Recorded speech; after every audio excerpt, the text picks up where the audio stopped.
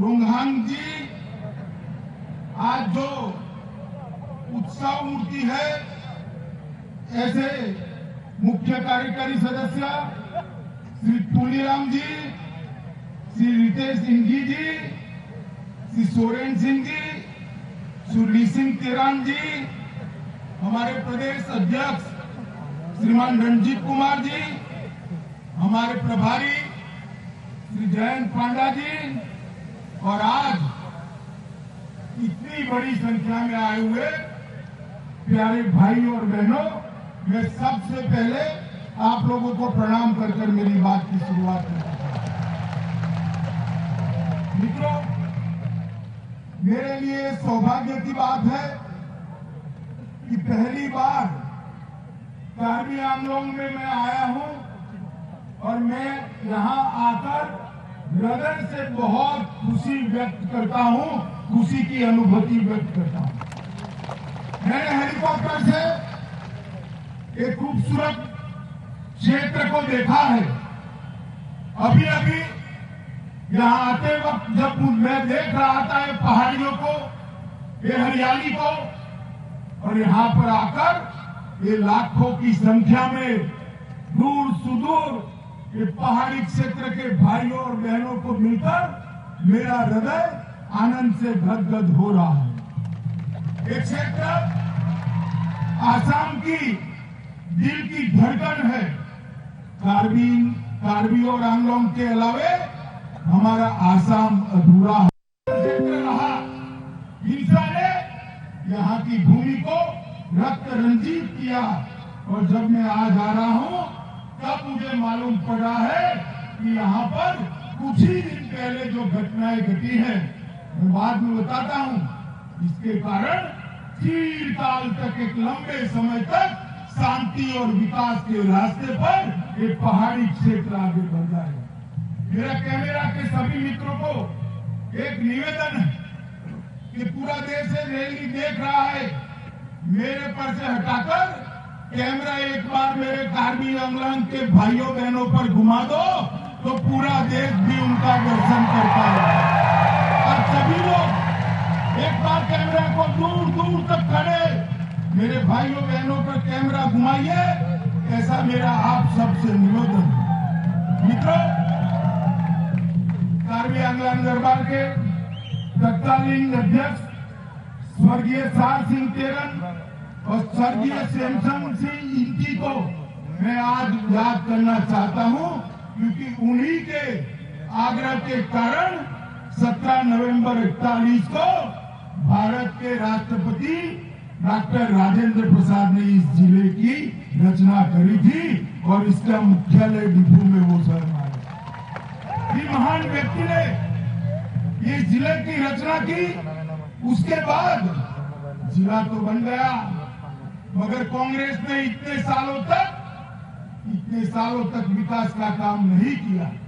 जब आसाम में भारतीय जनता पार्टी की पूर्ण बहुमत की सरकार आई, तब जाकर इस क्षेत्र के विकास के लिए आगे बढ़े। आज मैं कार्बी आंगलोंग के पद्मश्री प्रोफेसर रंगबन तेरान को भी याद करता हूं। कार्बी डिमासा कुकी धोड़ो रेगमा नागा तीबा बोरो गारो खासी मार, असमिया, हिंदी भाषी, नेपाली, बंगाली भाषी, जंटिया, साम आदि संप्रदाय के लोग ये यही एक क्षेत्र के अंदर साथ में बैठकर निवास करते हैं। मित्रों, सर्वानंद जी ने ठीक कहा कि शांति के बगैर विकास नहीं हो। विकास का रास्ता हाथ में हथियार उठाकर हम प्रशस्त नहीं कर सकते। अगर रोजगार चाहिए, स्वास्थ्य चाहिए, शिक्षा चाहिए, यहाँ पर हर एक व्यक्ति को घर चाहिए, बिजली चाहिए, तो हथियार लेकर नहीं हो सकता। और मित्रों, 23 फरवरी को 2 दिन पहले ही 5 उग्रवादी संगठनों ने हमारे मुख्यमंत्री सर्बानंद, हेमंत विश्व शर्मा और तुलीराम जी के उपस्थिति में हथियार डाले। ये सभी 5 उग्रवादी संगठन के जो नौजवान मुख्य धारा में आए हैं, उनको मैं विश्वास दिलाना चाहता हूं कि आपका इस देश पर उतना ही अधिकार है जितना मेरा अधिकार है। आपने हथियार डाले लगभग 338 हथियार, जिसमें AK-47 rifle, LMG, rocket launcher और 11,000 राउंड गोला बारूद समर्पित किया है। मैं आप सभी को कहना चाहता हूं कि हमारे अफसरों से, गृह विभाग के अफसरों से आपने जो वादा किया है वो सारा वादा 1 साल के अंदर ही हम पूरा कर आपको मुख्य धारा में लाने का हम काम करेंगे। People's democratic council of Karbi Longri north Cachar hills liberation front, Karbi people's liberation tigers, Kuki liberation front और यूनाइटेड पीपल्स लिबरेशन आर्मी, ये 5 संगठनों ने जो आत्मसमर्पण किया है और अब वो हथियार छोड़कर मुख्य धारा में आए हैं। मैं सभी को विश्वास दिलाना चाहता हूं कि नरेंद्र मोदी जी ये पूरे क्षेत्र के समुचित और सर्वस्पर्शीय विकास की चिंता करेंगे। आपको हाथ में हथियार उठाने की जरूरत नहीं है। आपने बहुत अच्छा काम किया है हथियार छोड़कर। आज मैं सर्बानंद सोनोवाल, हेमंत बिस्वा शर्मा, तुलीराम रंगान और भारत सरकार के सभी अधिकारियों को भी बधाई देना चाहता हूं कि एक सफल समझौते से इस क्षेत्र के अंदर चिरकालीन शांति लाने का आपने प्रयास किया है। मित्रों, मोदी जी ने पूरे पूर्वोत्तर के ग्रोथ का एक खाका हमारे सामने खींचा है। इसके अंदर हथियारों की कोई जरूरत नहीं। बोडोलैंड के अंदर हमने समझौता किया, त्रिपुरा में समझौता किया, ब्रू शरणार्थियों के लिए समझौता किया, असम के अंदर 9 और उग्रवादी संगठनों ने समझौता किया और अब 5 उग्रवादी संगठन कार्बी अंगलान के आ रहे हैं।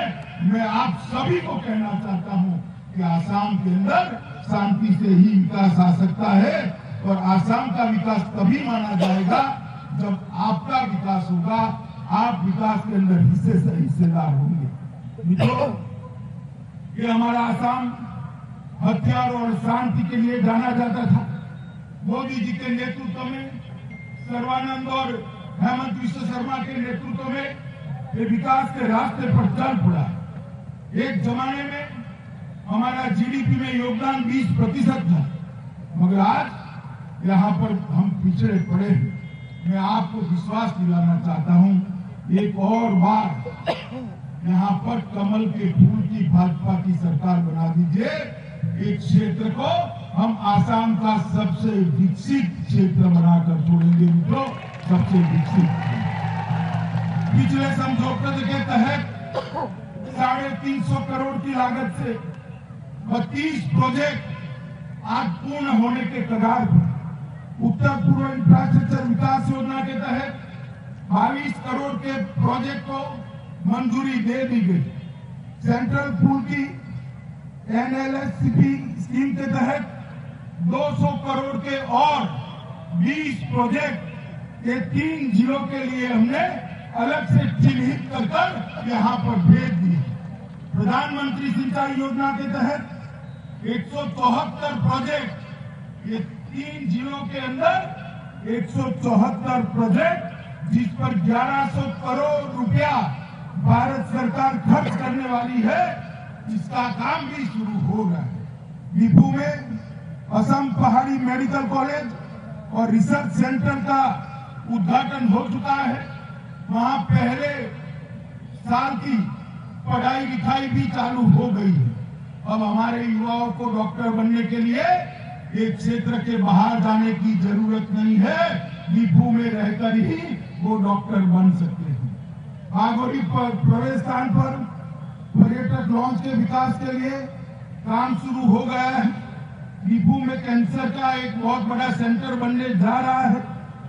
रोंग खेलोन में PWSS भी पूरा हो चुका है और यहाँ पर आप लोगों की मांग है law college, model degree college और प्लेनेटोरियम की। मैं आपको आज वादा करके जाता हूँ कि आसाम की सरकार बनते ही एक ही साल में यहाँ पर law college, model degree college और प्लेनेटेरियम का काम एक ही साल के अंदर हम समाप्त करेंगे। हम इसके विकास के लिए एक विशेष पैकेज भी आसाम सरकार के लिए हम करेंगे।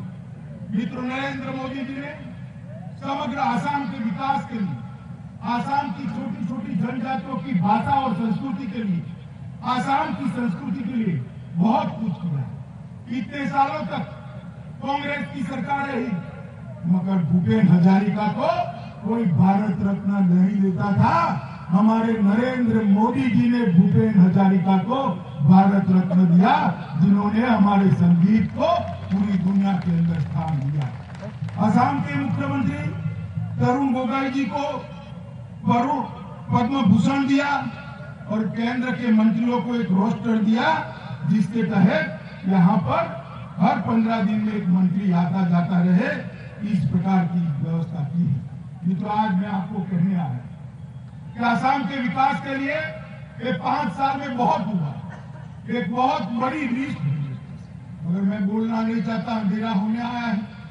मगर मैं इतना कहता हूं कि एक और 5 साल हमें एक मैंडेट दे दीजिए, हम आसाम के ये पूरे क्षेत्र को बाढ़ से मुक्त बनाकर सिंचाई से युक्त बनाने का काम ये भारतीय जनता पार्टी की सरकार करेगी। मित्रों, ढेर सारा काम भारतीय जनता पार्टी की सरकार ने करा है।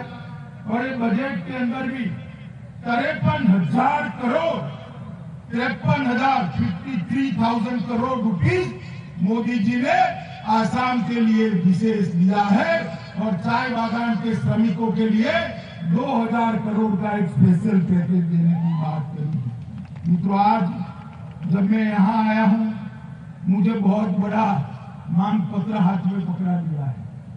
मांग तो तब करनी होती है भाई जब आपकी सुनवाई न हो। आपको मांग करने की जरूरत नहीं पड़ेगी।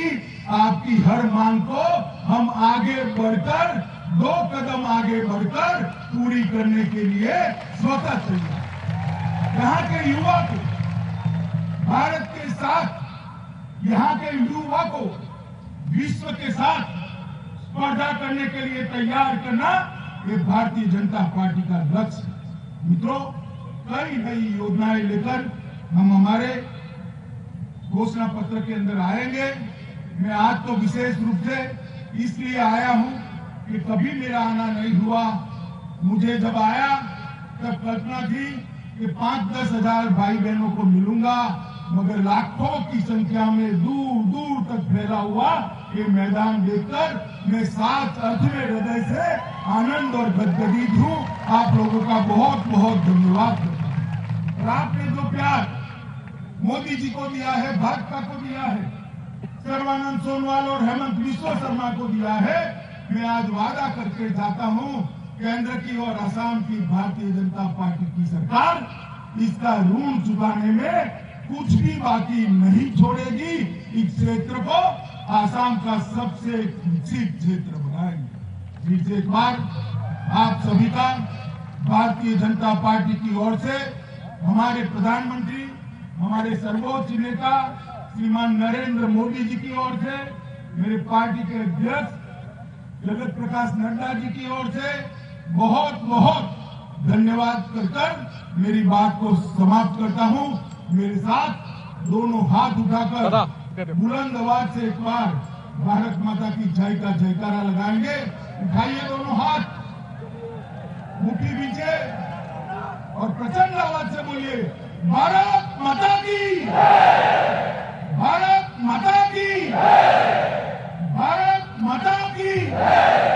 वंदे वंदे वंदे।